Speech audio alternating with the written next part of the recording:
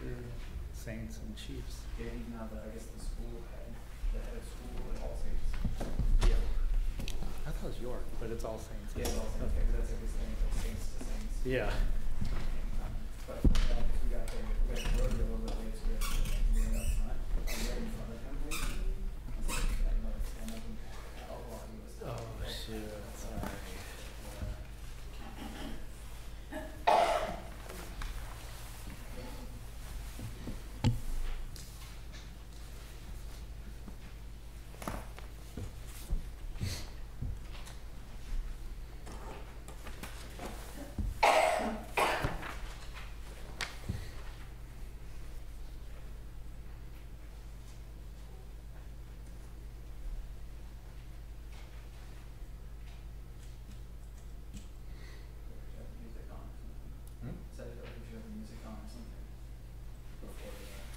What music? Those words like the awkward silence. So one name was to sing.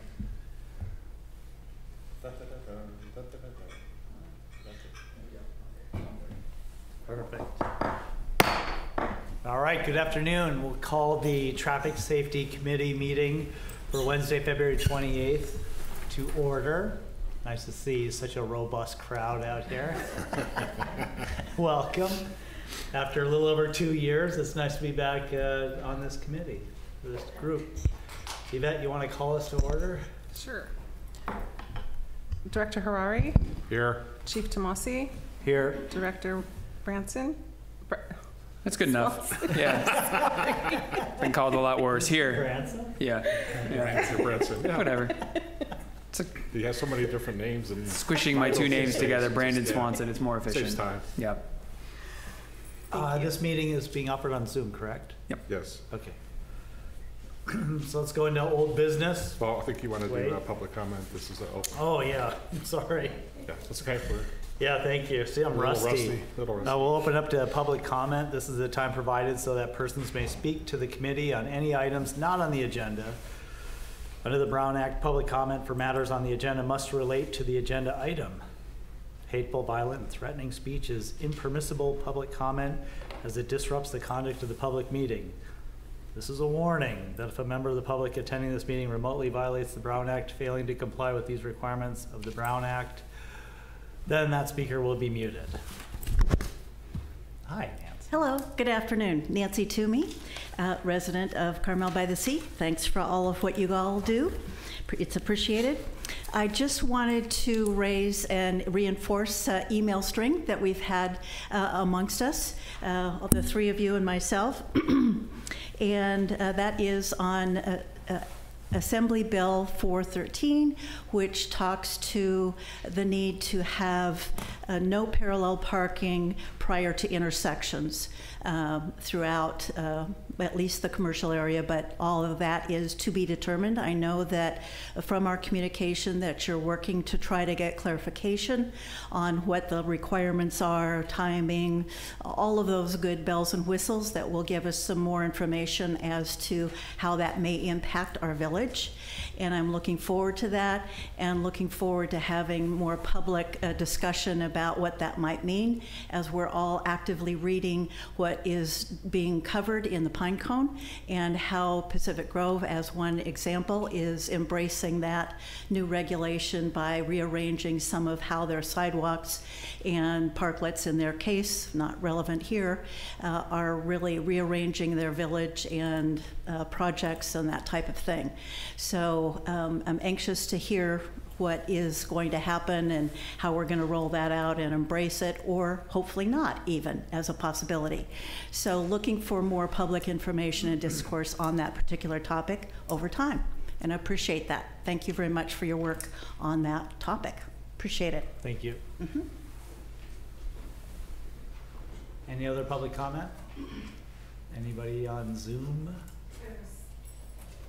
No one on Zoom. Okay.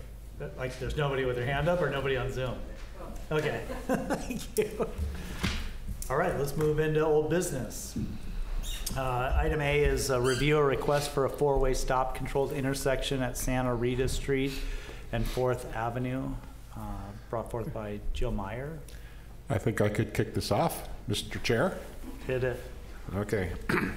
Well, several months ago, Jill Meyer, as a resident nearby this intersection, requested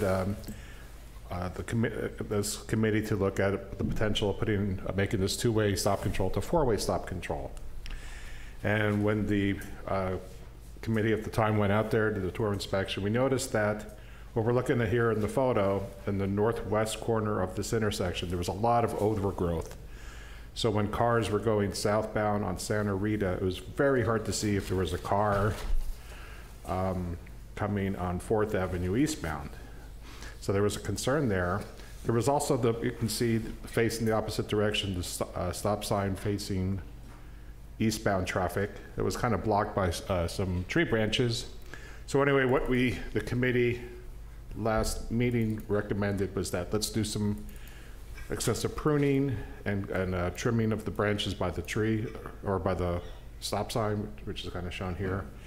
We've done that, and I believe we went out yesterday to the tour of inspection, and it's a much different perspective both from the eastbound and southbound directions because that overgrowth is gone, so it's very easy to see through. We trim back on the branches kind of blocking the stop sign, and I think I talked to the city forester the other day. We're going to do additional pruning to make it even more clear, but it seems like it's in much better condition today than it used to be. So I think the committee last time said, if this pruning works, let's not convert it to a four-way stop control. So that's kind of some background on it. Yeah, I'll speak historically, although I haven't been here for a couple of years. That's generally our first approach, is to trim and make sure it's clear for vehicles. And then we'll start analyzing accident data, which there's very little here anyway.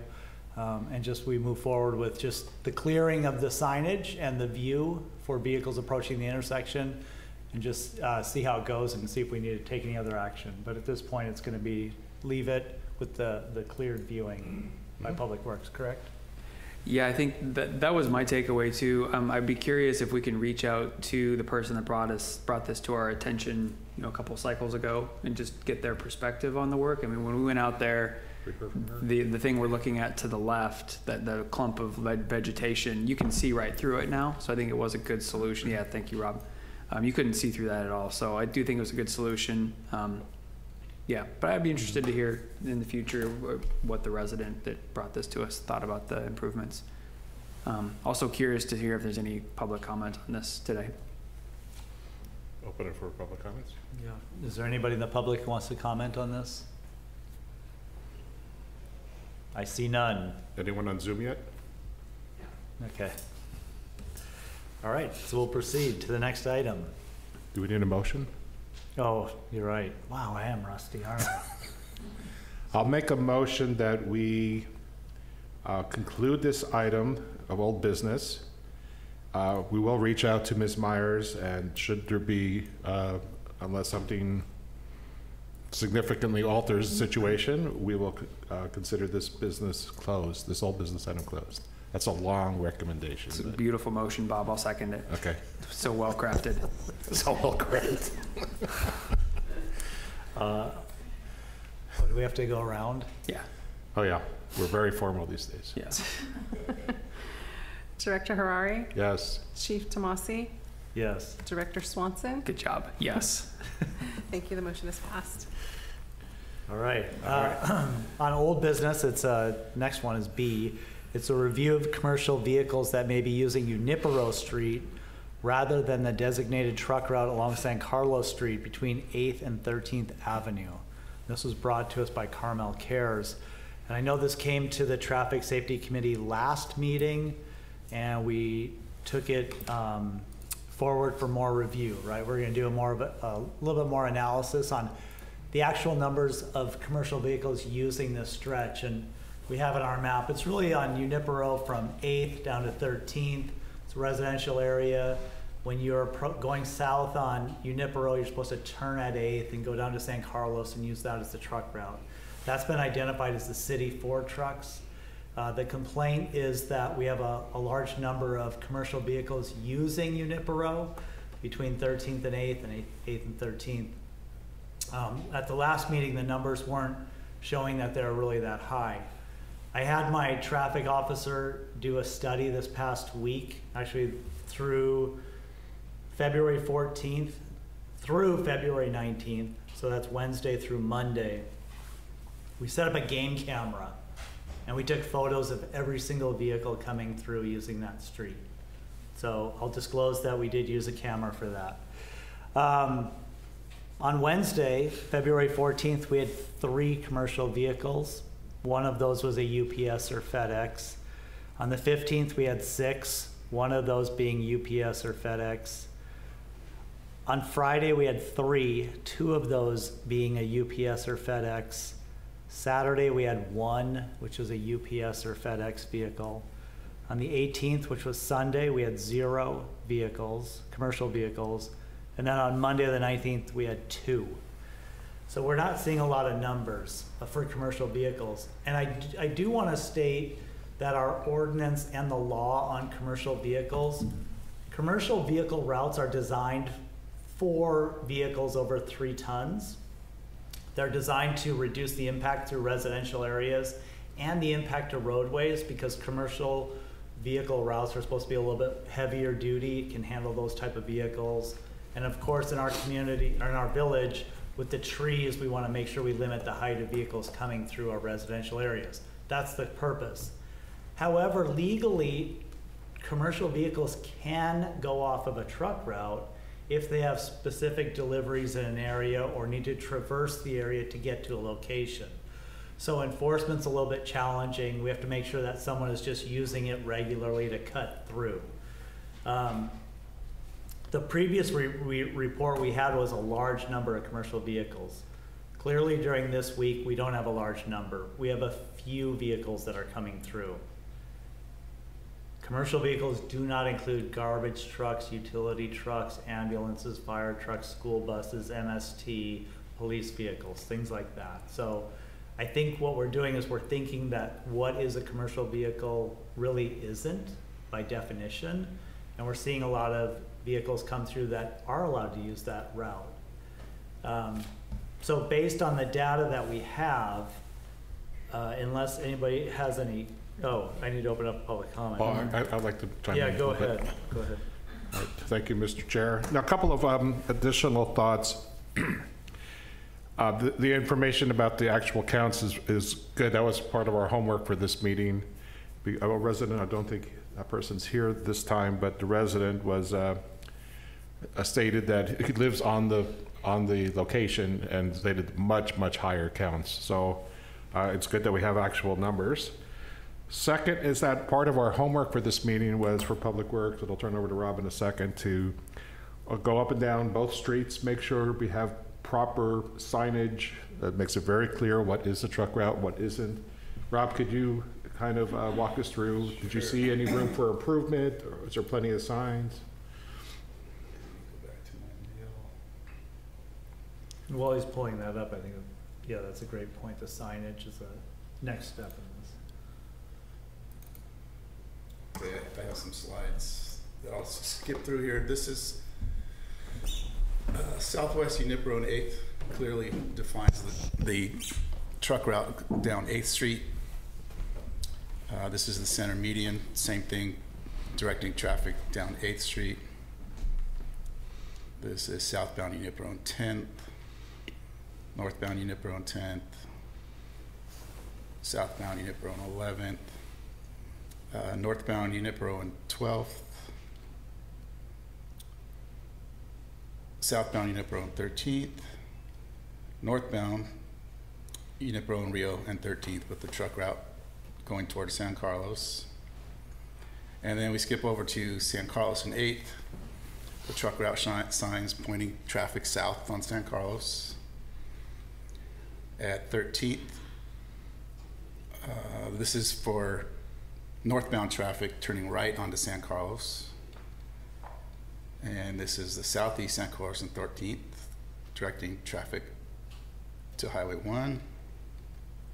And that was it. So it's clearly posted where the truck route is defined. Great. Thank you for that, Rob. And then also what we talked about at the last meeting was that we have a before and after situation. We are currently in the before situation. In April, we will be paving San Carlos between 8th and 13th Street and putting in our first official shared bike route between 8th and 13th Street. So the truck behavior, while we hope it doesn't, the potential for truck behavior to not use the proper San Carlos and using Junipero or any other street is there. So right now we were trying to look at what is the current situation. We have the counts, we have the signs. We think we're in good shape today, but we should revisit this maybe a few months after it's resurfaced, and give the trucks fall into the habit. Well, there's going to be the interim case where we're going to be paving 1 week, so there'd be the trucks intentionally getting off of San Carlos. But that's a very short duration during construction only, so that doesn't really count for the long term. But after it's paved, let's see what the driver behavior is a few months later. So maybe we bring this back at the next meeting or 2 meetings from now to take a look at it at that point. And maybe now open up for public comments on this. No, it's 2 public comments, and then I can make my comments after that. Okay. Yeah, I have a comment as well, but we'll open it up to the public if anybody wants to make a comment on this item. I'll go again. Nancy Toomey. I was wondering if we could, in effect, welcome or encourage the correct behavior by improving the quality of the road in between of 8th Avenue, in between Junipero and Mission.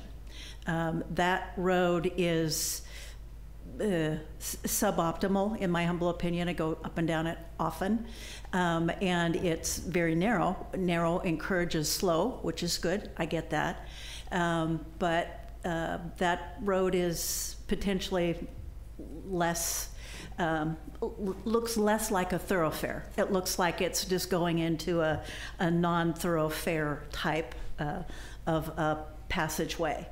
And then the road, the same 8th going from Mission to to San Carlos, when there is parking on both sides of that road, it is also very narrow.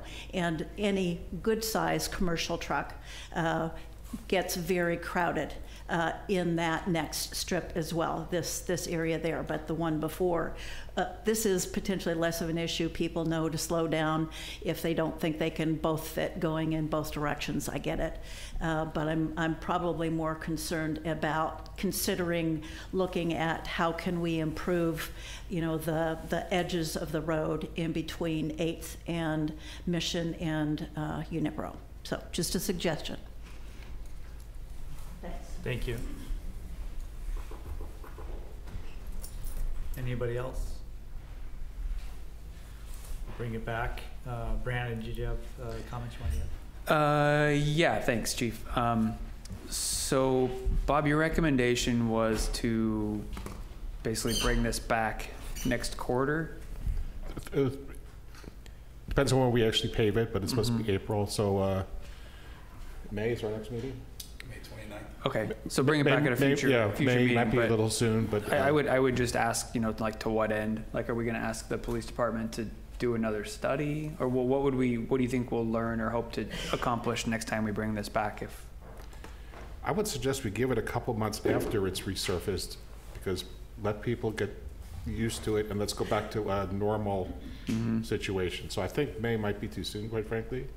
So maybe at the August traffic safety meeting, which is in 6 months from now, I think that would be an appropriate time to come prepared with looking at counts again. Do you think that the resurfacing of San Carlos is going to draw more commercial traffic to it? Because that's where we want them to go. But they have, even though the road will be small, improved paving wise, it will look nice and new and all that kind of stuff, which is good. The unknown, it's not just a matter of paving, it's the bike route. Today it is a bike route, but it's not striped as such. Once the markings are shown, perhaps trucks will try to avoid that area, which they shouldn't. But it might that's increase the remains to numbers be we're seen. seeing. I'm sorry? You're thinking it might increase the numbers we're seeing going down Unipero at that point? Potentially. Okay. All right. So we want to check. Okay. I'd like to make a comment on the northbound Unipero and Rio sign. I know it's a white sign, but it's pretty dingy, covered, starting to get covered with some of the moss. If we can clean that one up, it'll be a lot more visible to trucks coming that way. I would make a recommendation that the police department focuses on this area with more education and enforcement. So when we do see a commercial truck, we contact them and find out if they're using it as the thoroughfare, if they're actually making a delivery. And we can do that up into, well, continuously, but at least report back at our next meeting with what type of enforcement and education we've taken. With that, I think it's important to find out somehow the commercial vehicles that are entering our town and do some outreach, letting them know that we are doing a construction project on the existing truck route, and that all entry and exits gonna have to be off of Carpenter, is my guess, coming in and out of the city using the truck route from the north. Because what's gonna happen is they're gonna come off Rio, they're not gonna be able to use San Carlos, then they're just gonna come down Unipero. We really don't wanna encourage that, because once you start a behavior, it's gonna be hard to stop it. Right. So I think it would be important for us to find out, and it's something I'll try to do, is get a name of all the delivery trucks, contact the companies, maybe we create a flyer and send it to them saying this is coming, so use the preferred truck route coming into town. I think that'll help. I'll let you put that in a motion. I think that was the motion. That was a hell of a Plus motion. come back in a future meeting, either the next one or the one following, to reevaluate what's going on. So you're seconding that motion? I'm seconding and offering a friendly amendment to add to it. Did you get it, Yvette? Word for word, right? Yeah, perfect. Okay. So you seconded, okay, we got it. Yeah, I thirded it. You No thirded it? such thing. Okay. All right, we'll Well, I move think on. the stuff. We still gotta take, yeah, Oh, a Very, roll very call official. again. Jeez. Boy. we'll Bear get you with there. me. We'll get you there. Director Harari? Yes. Chief Tomasi? Yes. Director Swanson? Yes. Thank you. The motion is passed. All right, let's move on to our discussion items. A is a request for a Children at Play sign on Monteverde Street between 8th and 9th Avenue. And that was brought forward by Carl Iverson.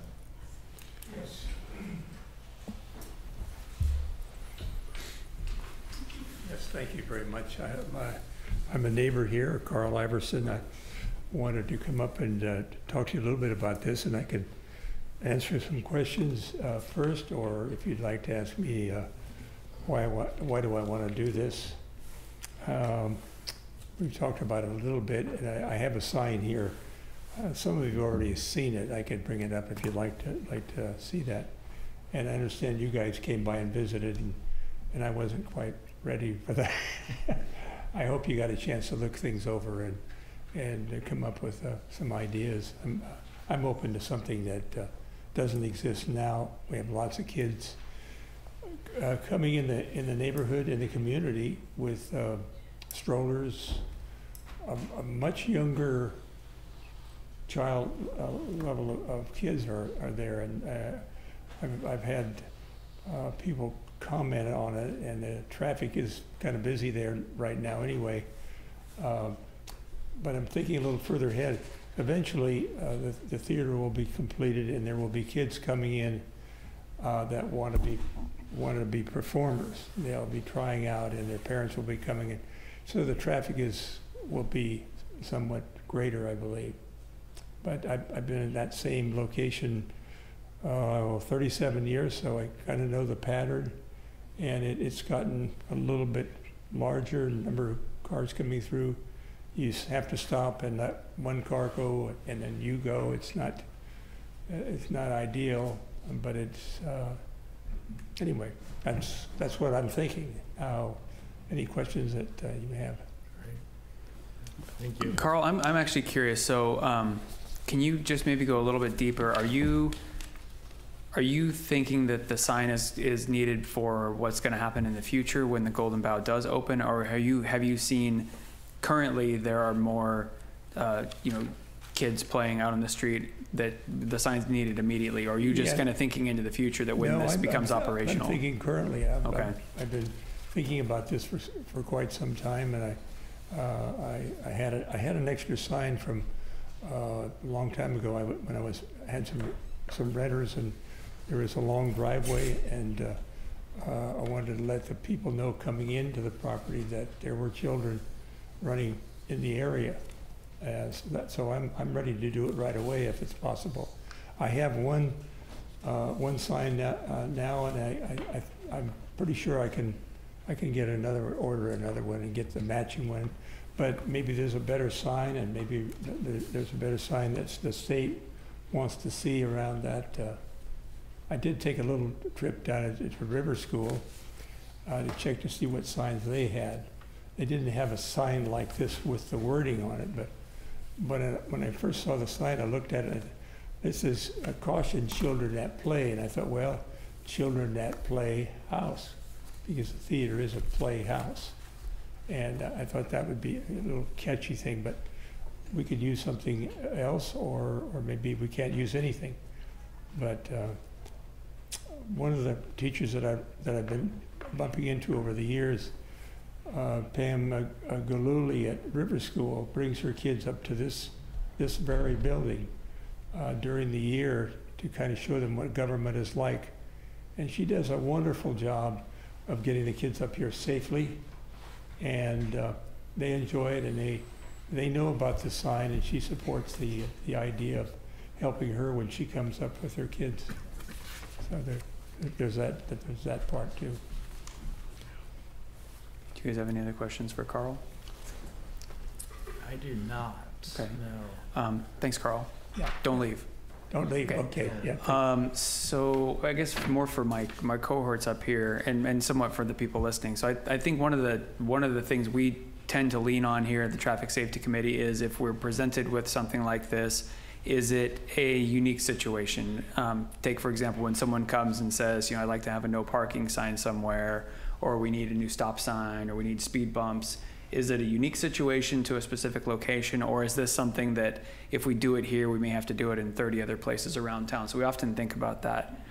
So my questions kind of revolve around that general philosophy that we have at the Traffic Safety Committee. So Bob and Rob, at the parks that we have in town, which undoubtedly are places where children play, do we have any signs like this that say "Caution, children at play"? Forest Hill Park? Nothing. We have nothing at Forest Hill. No. Okay.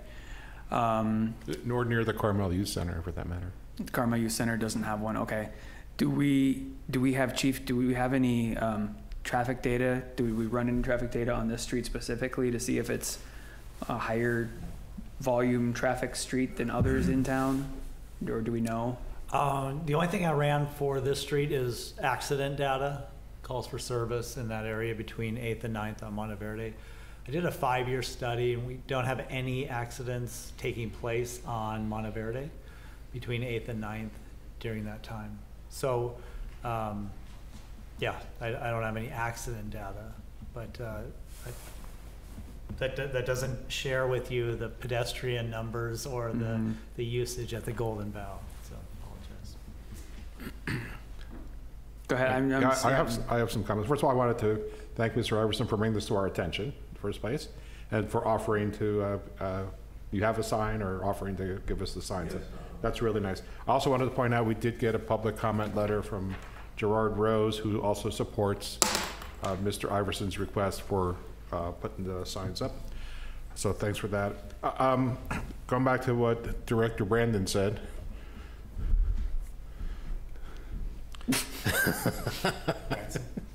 Oh, you said it correctly. Was it it's not a joke when you say my name correctly. No, was it Branson? Yeah, she said Branson. Oh, okay, Yeah. whatever. All right.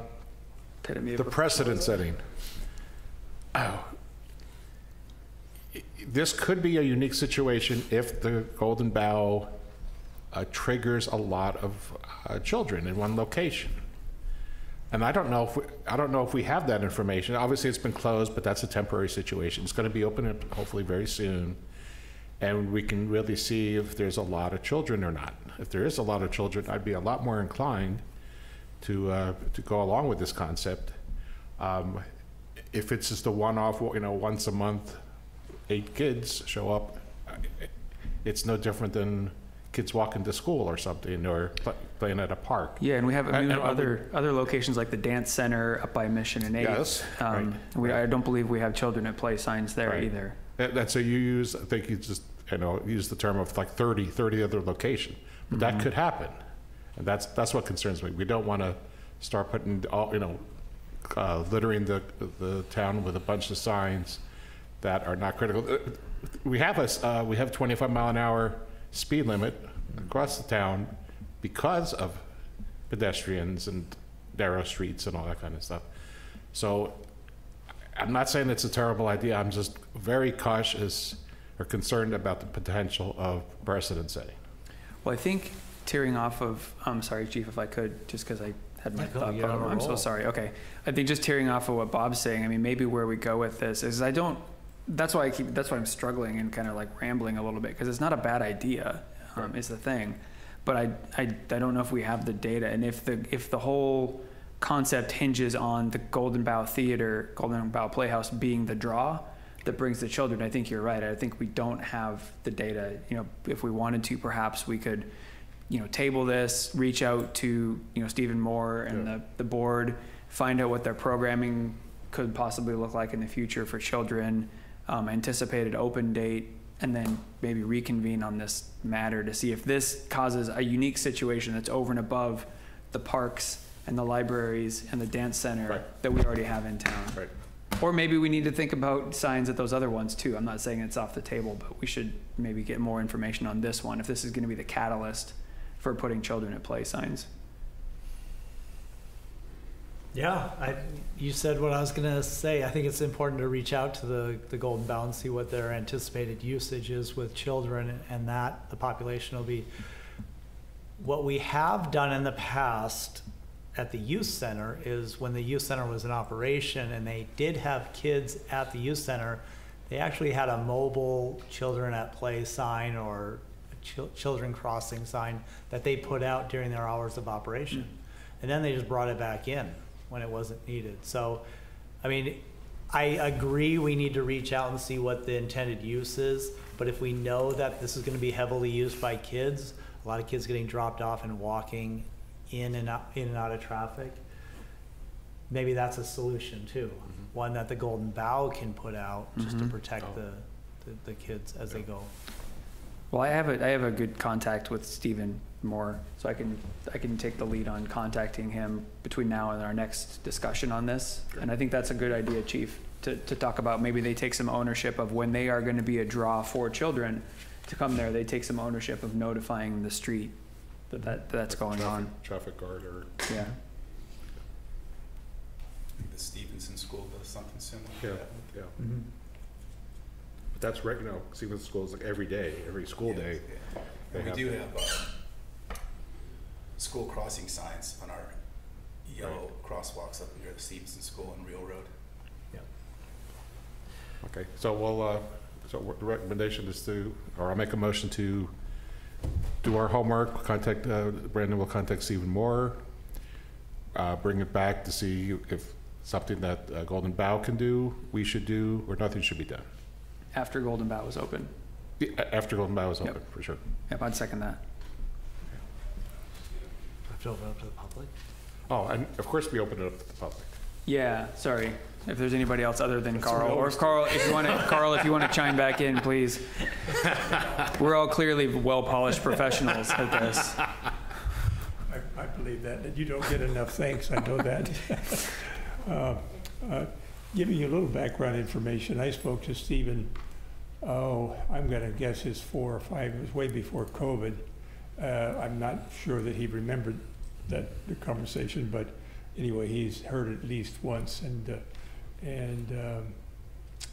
Anyway, I think it's still a good idea. That maybe I could show it, and maybe that'd impress more people if I showed it to you. Could I do that?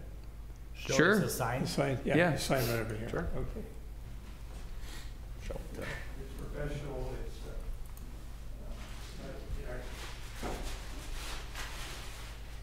I kind of like the idea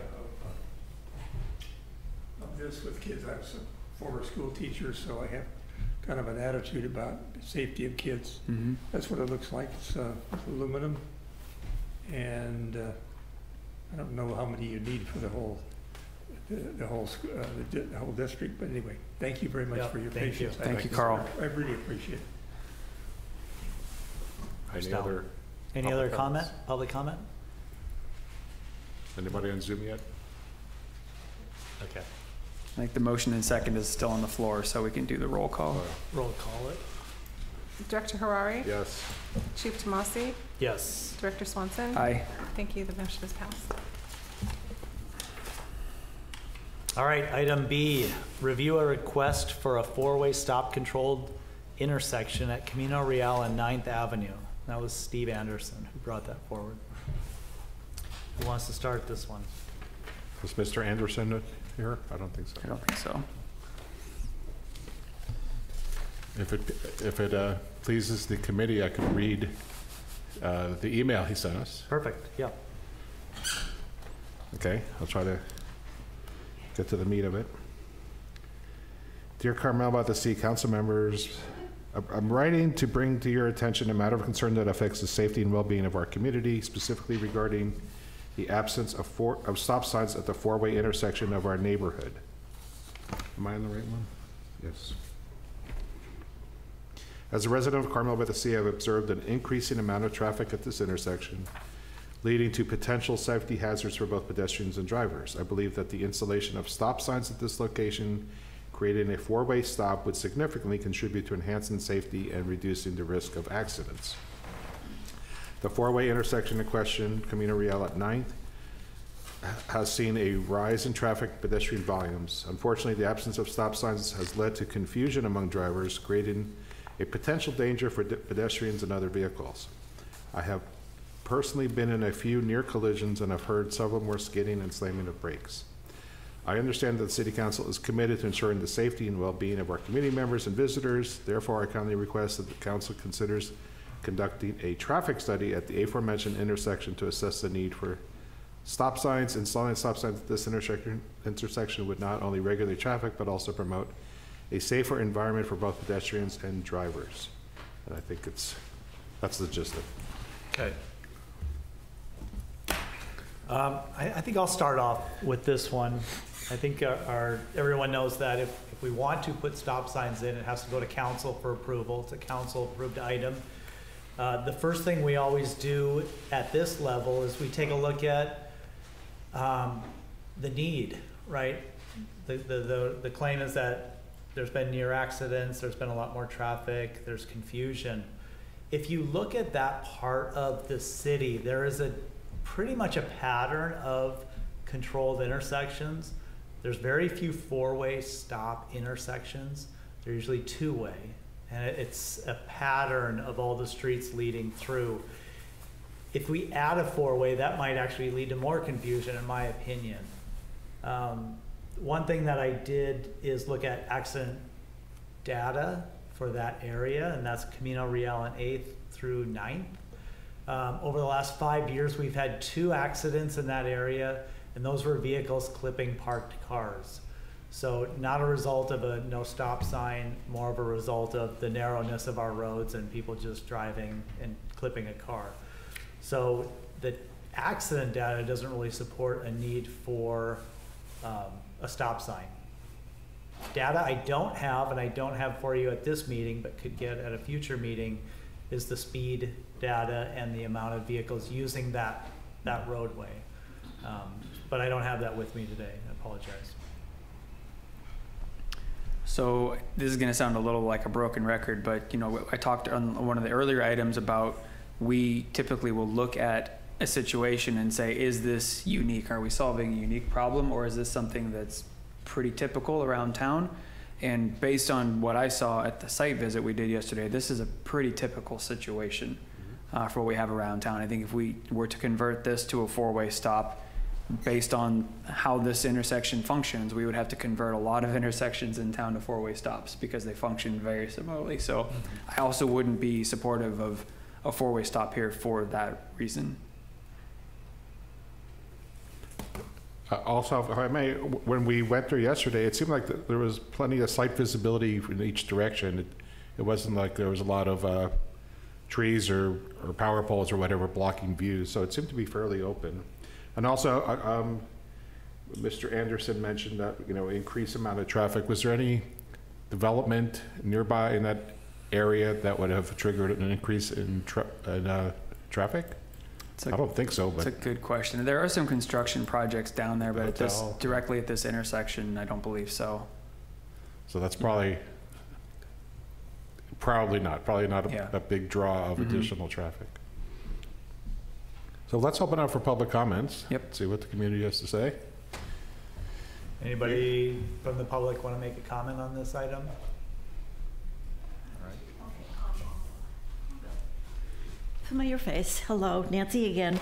So I live very close to here, and I thought in most of this golden rectangle area that at all intersections there was at least a two-way stop. And am I wrong on that? Obviously, this is a case where there's not even a two-way stop. But I thought we had mostly two-way stops. You do. Almost all the intersections are two-way stop.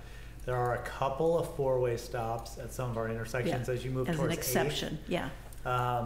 But in San Antonio has a gap of Right, two-way stops, and it throws the pattern off a little bit. yeah. And Nancy, this one does have a two-way stop. This is two-way. Oh, this does. particular one? Yeah, the request was to turn it into a four-way stop from a two-way. Okay, Yeah, sorry. that's okay. And if it's got a two-way, that wasn't clear before, Yeah. so I'm good. As long as it's got a two-way, Okay. we're good. Thanks, Nancy. All right. Any other public comment? Anybody want to make a motion? I'll make a motion that we deny recommending to council that we install another, more stop signs. I'll Yeah. second. Yeah. No, please, that's fine. I was going to just ask the question, let's say if this person who requested this, we're saying no, but they still have the right to apply to city council, right? That's correct. There's a process for them if they would like to apply to city council that would just carry a no recommendation. And we can notify, we'll notify that person. Thank you. I just wanted to get that out there, that this isn't the end of the road. There's always another way. There's more process that someone can take if they want, so. All right. Roll call. Who's second? I did. Okay. Director Harari? Yes. Chief Tomasi? Yes. Director Swanson? Aye. Thank you. The motion is passed. All right. C, review a request for additional stop sign along San Antonio Avenue between 8th and 13th Avenue. And that was Kent Littlehale. Is Kent here? Is there Still nobody on Zoom? nobody on Zoom speak Okay. to this? Okay. Okay. So this request, between 8th and 13th, we don't have any stop signs on San Antonio. Historically, we have not had stop signs running I'll call it north and south. We do have two-way stops as you go east and west on the street.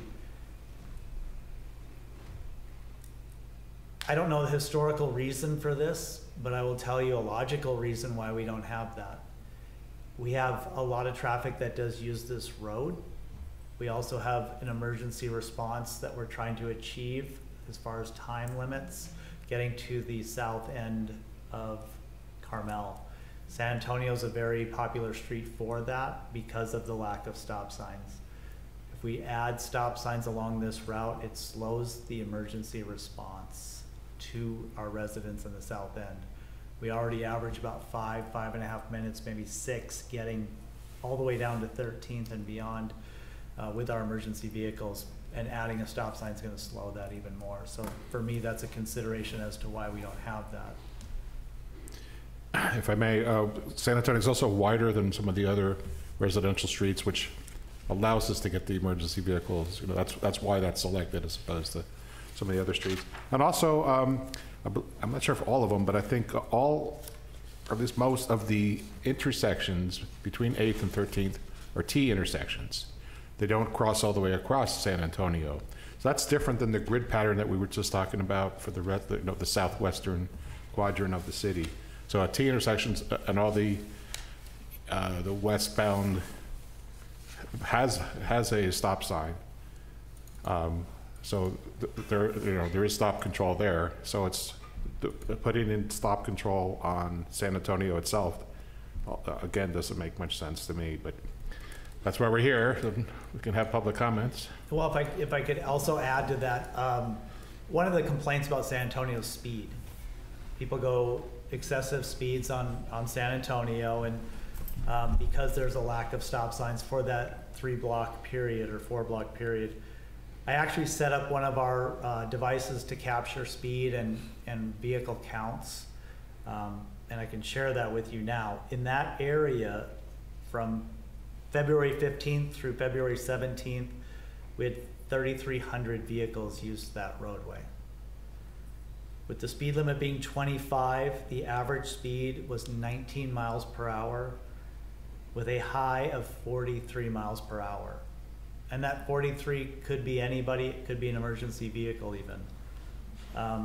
When you look at that with our citable offenses, really the enforceable violations was 0%. There's just not enough violations there percentage-wise to really enforce it. I mean, obviously there's some people who could get tickets, but when you look at 3,300 people and the number of people speeding is so low, it's not. The perception on all of our streets, as you know, is they're narrow, and when you're going 20, it feels like you're going 40 because it just feels like you're flying by vehicles. We actually drove it in the electric vehicle going, were we hitting 25 in that thing? Not in this area because there's no hills. You got to be going downhill to hit 25. We did get up to 22, 23-ish here. And how did it feel? It felt like we were going 100 miles an hour. Yeah. Partially because the thing felt like it was going to rattle apart, but that's okay. It did. So I don't have data to support that there's excessive speeding on this road. That doesn't mean that there aren't occasional speeders. There are on all of our streets, but for the most part, we're not seeing those. We're not seeing that data. So we can open up to the public for comment. If anybody would like to make comment on this, I know we have a resident who lives on San Antonio, so you're welcome to come up and speak. We got a couple. I'm here for another reason, but while we're on this topic, I totally agree with you that having stop signs have downsides and upsides, and the downside is for us neighbors that live right next to the street, it's more noise, more pollution. And with cars these days that go from 0 to 30 in about 2 seconds, I don't think it matters if they stop at a stop sign or not. So I'm happy to hear. The other thing is, with San Antonio being, it's a nightmare for emergency vehicles on a busy day. My wife, we almost lost my wife about 3 years ago. She found her upstairs, passed out, called 911. They were at our house in San Antonio before I could get downstairs. It was less than 2 minutes. And it wasn't a busy day, and she was at the hospital in no time. I hate to think about a holiday weekend when cars are parked on the street on San Antonio and that emergency vehicle can't get through. That is just a nightmare. So I'm happy to hear your comments about no stopping signs. Thank you. Thank you. Is there anybody else from the public? Anybody on Zoom? No. All right. Any comment? I'm happy to make the motion that we make no changes here and leave the street as is. I'll make a friendly amendment that we notify Mr. Littlehill of what we came up with and suggest that if he wants to appeal, he can appeal it to the council.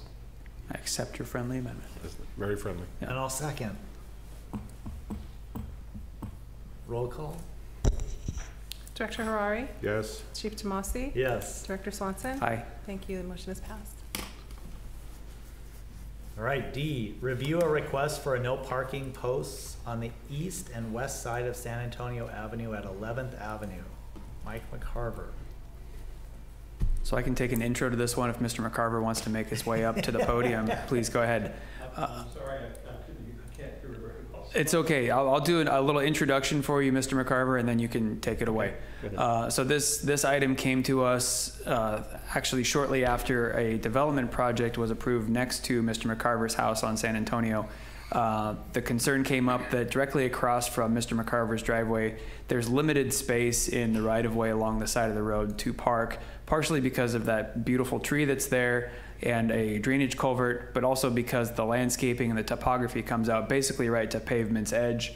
So if even a mid-sized to small-sized car parks there, they're halfway out into the road. So the request has been made for a no parking sign to cover the area from the driveway that you can see there directly across from Mr. McCarver's driveway. I guess that'd be on the east side of the road, back to the corner. So from driveway to corner would be a no parking zone. Thanks, Rob. Mr. McCarver, what did I miss? What do you want to share? I just want to clarify my request. My request is really for permanent no parking only across from my driveway, so on the east side.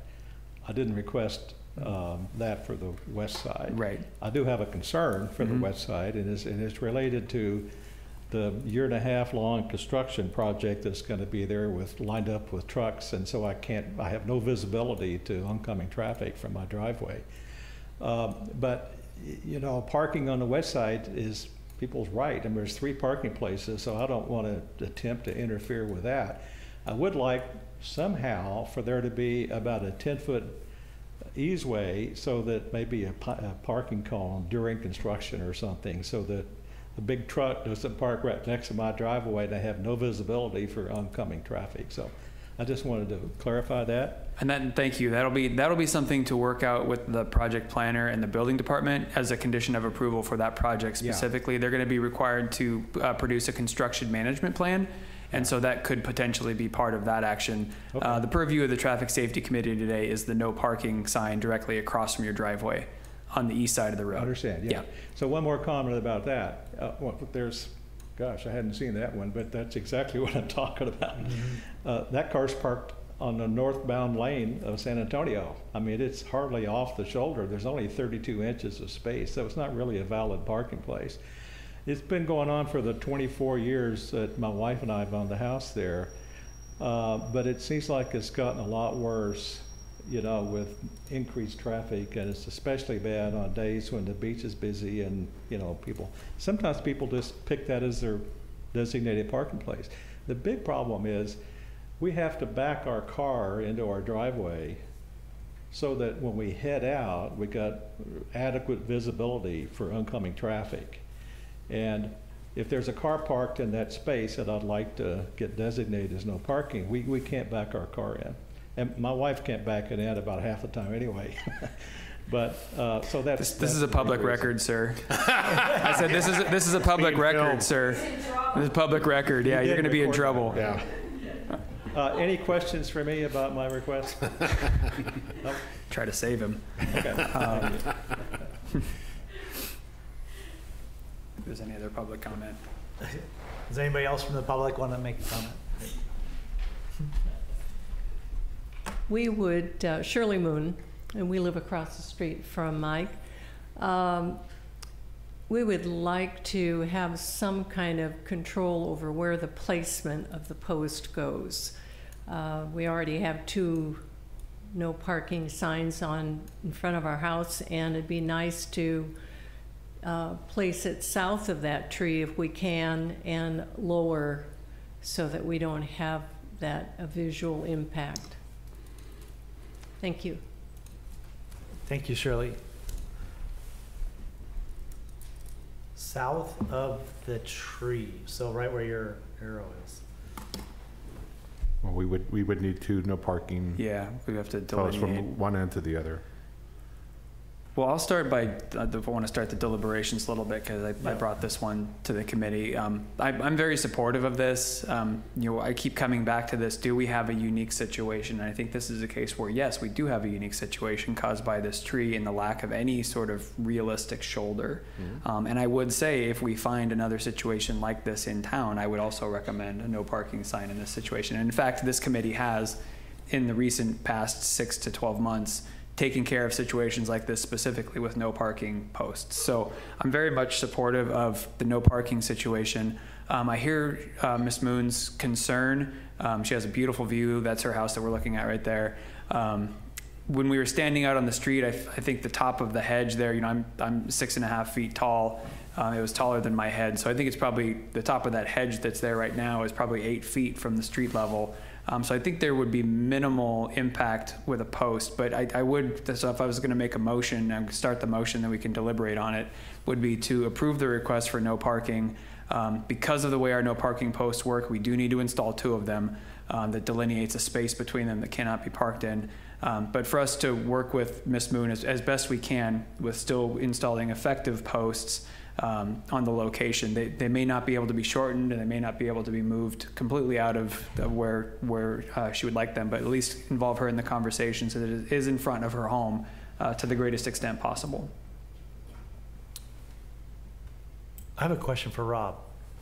Rob, are we able to put one post in there with an arrow? We've done that in some areas, like towards the corner. Yes, we could possibly put one in the middle, right in front of the cypress with 2 arrows pointing north and south. But doesn't it have to, it has to end somewhere though. So if you have an arrow pointing north, there has to be an end point for it. Otherwise it's all the way till whenever the next post is. If we put one on the, to the left where that arrow is, right before the driveway, and just put one post on there, working with Ms. Moon, and an arrow to the south, but obviously then there's a street. Yeah. It kind of, isn't it self-defining where that one ends? Yeah, that's what I was thinking. We've done that before, where we've had arrows and it'll go to the street corner. Yeah, I think obvious, that's obvious. Yeah, the second one on the right is pretty obvious. I think though my point was that I don't know if we can accommodate fully Ms. Moon's request to put the only post south of that tree, because that doesn't really accomplish the goal. And there's not a lot of room there anyway. Because really it's that piece of dirt there that we see to the left of that cursor that's where people are parking. Yeah, I wouldn't be able to enforce that. Yeah. That's the issue, because it looks like you can don't park in the drainage ditch. That's it. Right. Spot. So, which people do. People do. So that was the reason for my motion the way I did it is, I think we need to accomplish a safety goal, but we can do our best to work with the property owner immediately adjacent to where we're at to the greatest extent possible to try to prevent any sort of impacts to their property. I would second the motion. Well, like I said, I would do a friendly amendment again.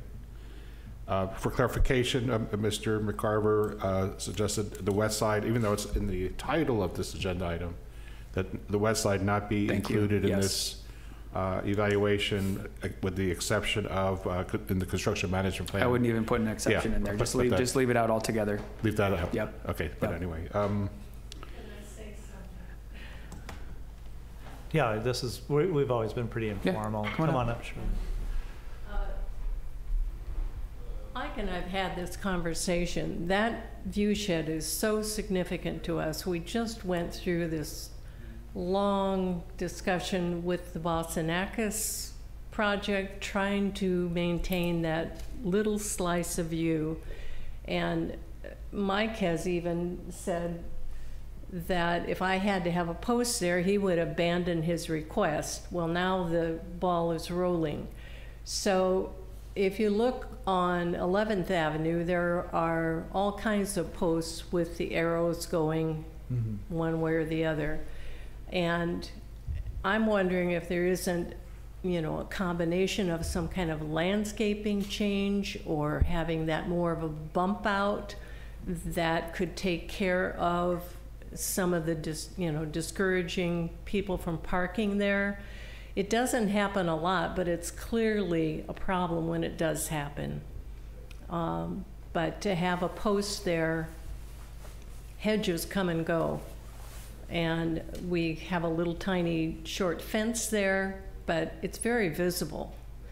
So I don't know if there's any other way to designate a no parking area, but to have 2 posts in that short distance is not going to be acceptable to us. especially having the one right in front of our window.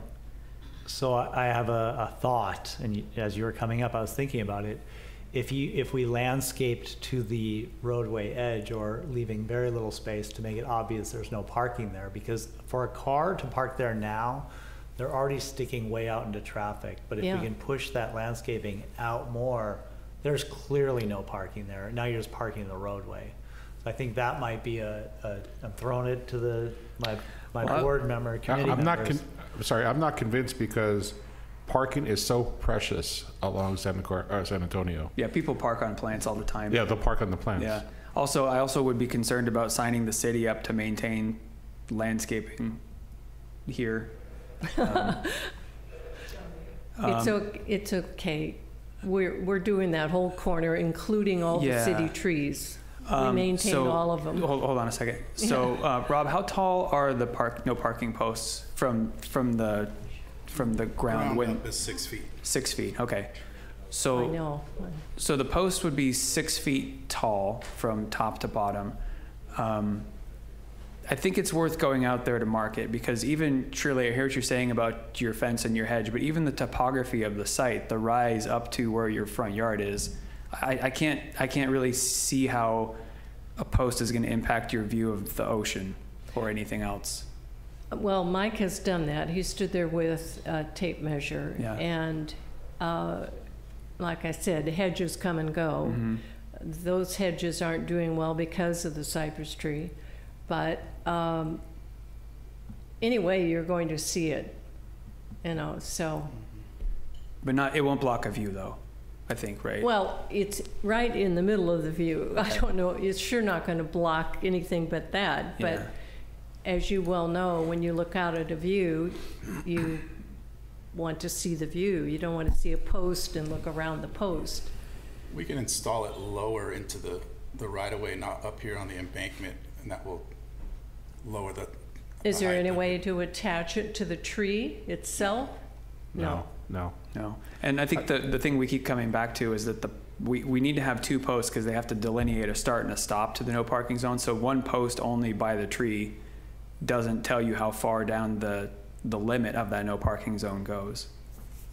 I'm going to go out on a limb. The Traffic Safety Committee, we're not here to design the exact configuration of the parking post. It sounds to me that if the committee wants to pursue no parking sign or signs that meet the desired needs of Shirley Moon, so be it. We'll go ahead and install that, and then go from there.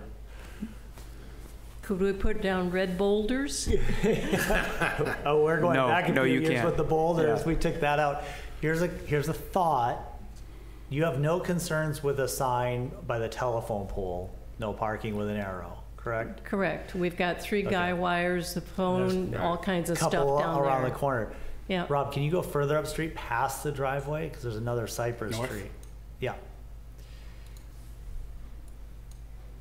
Is there any issue with, I'm trying to see what it would look like if we put the other sign on the other side of the driveway with Oh, an arrow interesting. back towards the Right next to this. this street. right in front of the tree. Right in front of the Right in tree. front of So the there's tree. parking signs in front of both trees, basically. Because we don't really want people parking in front of that This is no good tree either. anyway, yeah. Interesting idea. I like it. Yeah. No. Well, you probably have room to even tuck it behind or in front of that tree. We'll want to Because contact that's, that neighbor as yeah. well. Yeah. You've got more room than you do for the other tree. Okay. So we could go out and do a site visit and walk it with you, Shirley, and contact the neighbor And as well. I think whatever we do, whether it's there, which I think is an excellent idea, Chief, or if that doesn't work and we do have to bring it back in front of the other property, I think we would just want to put something in and flag it before we made it permanent and check with the neighbors. I mean, we're not trying to cram Right. this down anybody's throat necessarily, but it does seem like there is a problem we need to solve. Thank you. Yeah, thank you. All right, so we have a motion. I will try. Okay, go ahead. So I'm gonna. I thought we had one. No, we did, but nobody seconded it. Nobody seconded it. It died. I'm gonna pull it back. So I would make a motion that we do move forward with no parking signs as requested. We will go and inspect to see if we can use the 2 trees basically as screening for the no parking signs, and also communicate with the neighbor directly behind the northernmost tree to make sure that they don't have any issues with that. Whatever we do, whether it's that location or as originally proposed, we would need to make sure that we're not obscuring any views of the neighbors there. I'll second that. And Bob's good friendly amendment to the first one that died, that we're not dealing with the western side of the street at all in this. Well, although it's in the title. Yeah, so I take no action on the western side of the street. No action. Okay. Great, yes. All right, roll call. Director Harari, Yes. Chief Tomasi, Yes. Director Swanson. Yes. Thank you. The motion is passed. Thank you.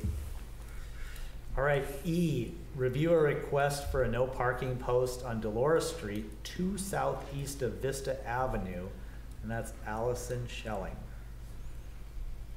Oh, good afternoon. I want to thank you all for your service today. It's actually been riveting. I'm kind of a bit of a geek. It's actually been really interesting. Welcome to the club. Yeah. So, yes, we've owned this property for a long time, and we've lived here full-time as residents with a young son originally since 2005. And the situation has just become exponentially worse. And I don't know if it's because people's trucks have got larger or what happens. And we're very good neighbors. We love living across from the school. They're wonderful neighbors to us, and we're great neighbors to them. So twice a day, they have a safety person out there. Actually, they're often ex-police officers directing traffic, and I think they're there possibly for an hour. And of course, that makes it terrific. If I'm going out very early to do volunteer work, I can, they will make sure I can get out from that driveway. I'm backing out, so that those times are okay. But there's another, 22 hours a day, or however many hours of people parking. And it's particularly difficult on school days because people will just take every single space. And so right where the stones end, you can see that tree jutting out. People, they're not in our driveway, but they're parked right up, and they can be, the day that I decided to actually come and talk to you about this and request this, I didn't think to go take a photograph of a giant truck that was parked there. And it wasn't a commercial truck, this was just a regular drivable truck. And so it's parked right up with its nose at the little stone fence you can see. And for me, backing out, my car has to be completely out before I can see who's coming up south.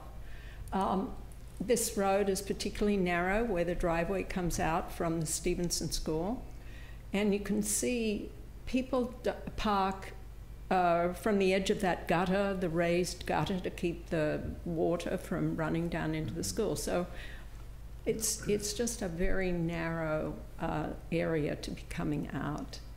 And it's probably got worse as I've aged. I'm just not as daring and, just sort of will go on out, but it is really, really difficult. Thank you. That's why I'm here. My husband parks here. I put a very discreet little sign. He happens to be turning 95 in May. So I can't have him backing out or backing in. And I've also backed in so I can drive out. But the problem with that is then I'm the direct hit if I'm coming out and someone's going up there. And while the town recently, and by recent I'd say in the last maybe 5 years or 4 years, did put down a speed limit sign asking people to go slowly. People are going way too fast for the amount of traffic that's there when the schools are in session, and the narrowness of the road. Oh, thank you. Thank you. And will just say I do think it's a unique situation. Thank you. I'll start off with this. This is very similar to the issue we just discussed on San Antonio. We were out there yesterday, and there was a large SUV parked just south of your driveway. And the site was, with the tree sticking out there, the vehicle was out in the roadway. And we watched a delivery truck, probably delivering the lunches for the kids, trying to back into the school. I was there. It was challenging.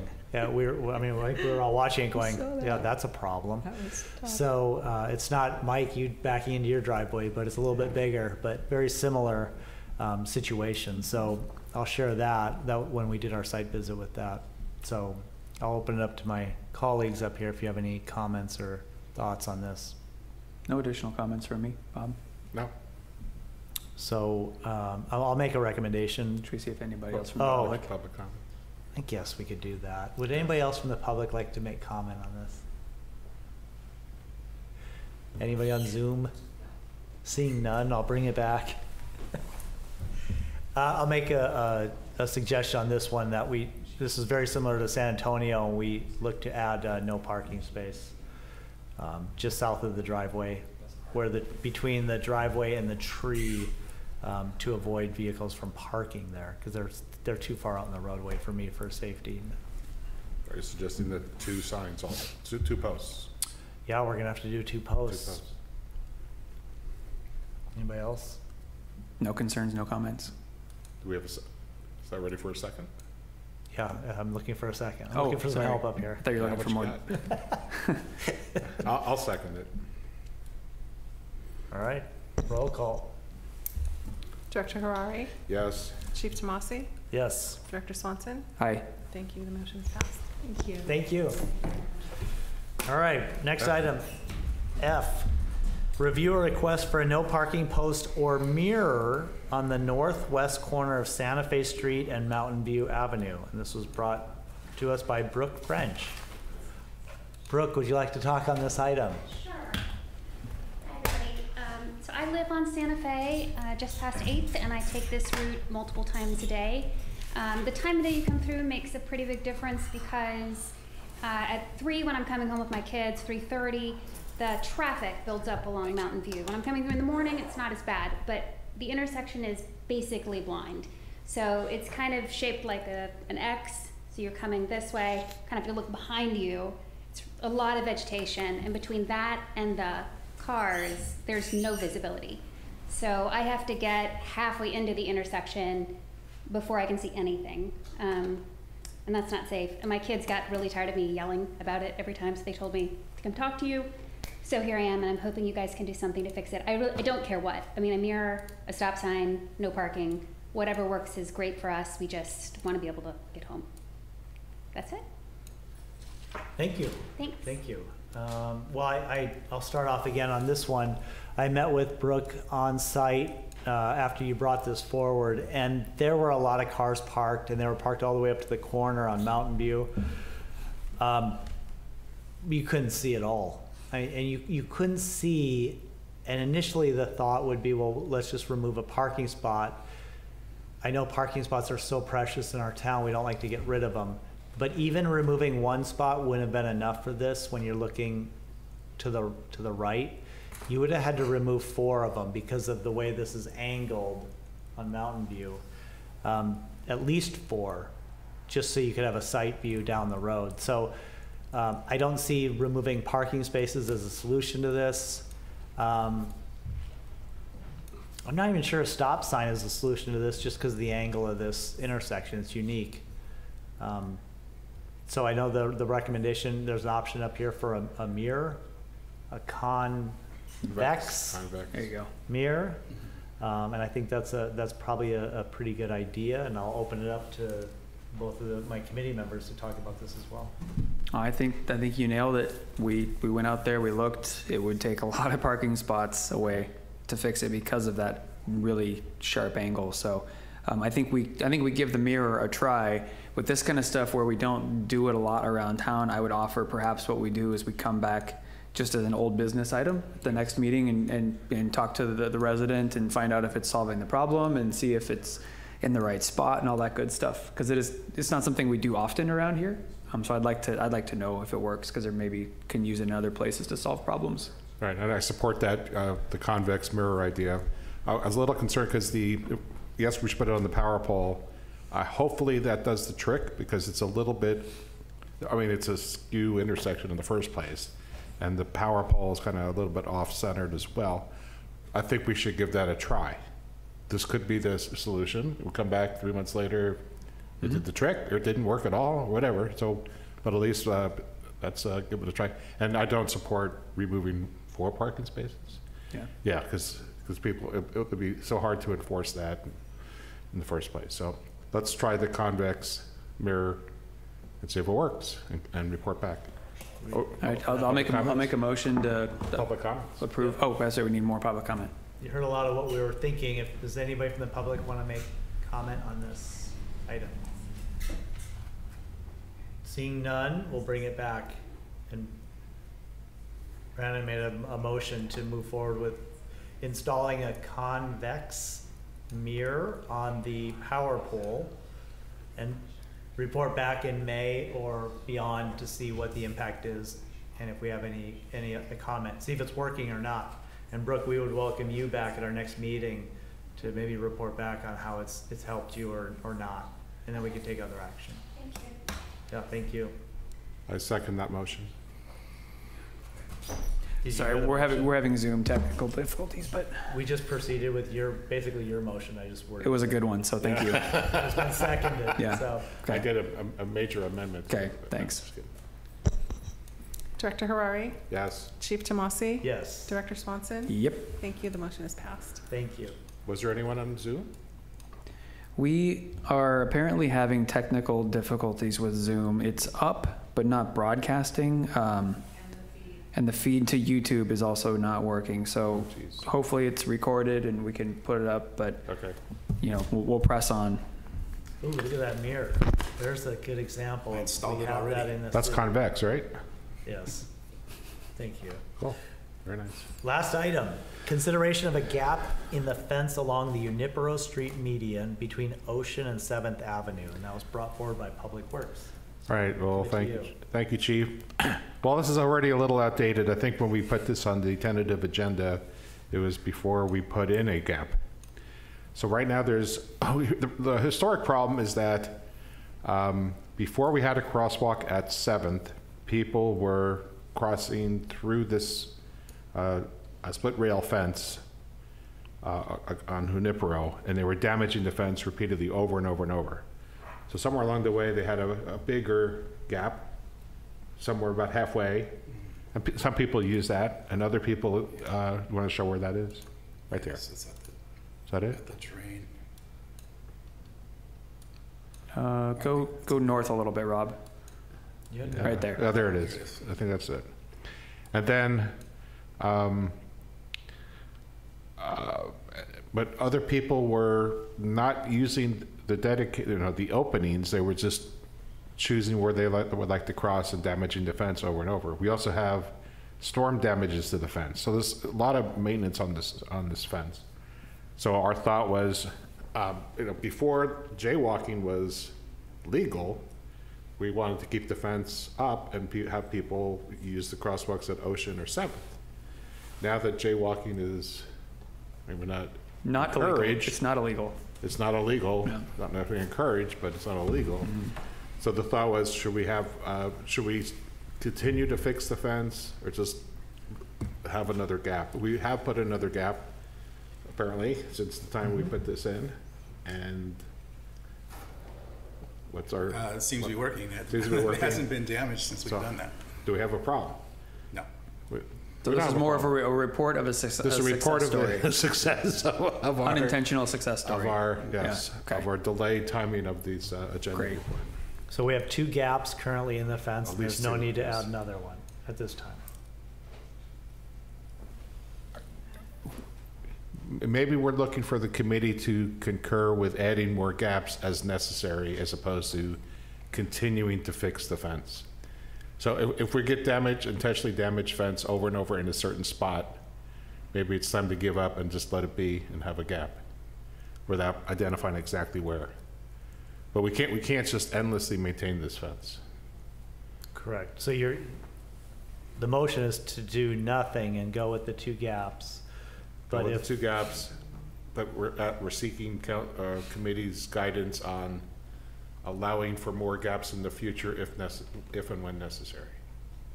Yeah, that makes sense to me. I mean, I'll get a little planning geeky on you for a second. So there's a thing called desire paths. A lot of like colleges do this. They'll just create a big courtyard. They won't put in any sidewalks or anything like that, and they'll just let it go for 6 months to a year and see where people naturally go, and then they'll turn those into paved walkways. Right. So I think taking that approach here is really wise. Like let's see if another section breaks, and if it does, then that appears to be a desire path. Okay. Yep. That sounds Public good to me. comments? Anybody from the public would want to make comment on this? Nobody on Zoom? Oh yeah, we don't have Zoom. I heard Nancy say it's weird. Okay. Weird. All right.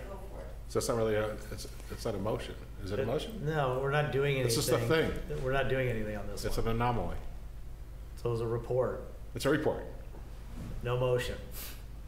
We just got a report that we're doing nothing Yeah. on this Okay. item. And we're tired of it. Okay. Well, what a way to end it. That was the last item. All right. We're going to adjourn the meeting and confirm that our next meeting is Wednesday, May 29th, right here at 1:30. And we'll post that agenda ahead of time. Don't miss it. Don't miss it. Thank you all for attending. Oh, boy. Good job, Paul. Thank you. Thanks. See what you missed?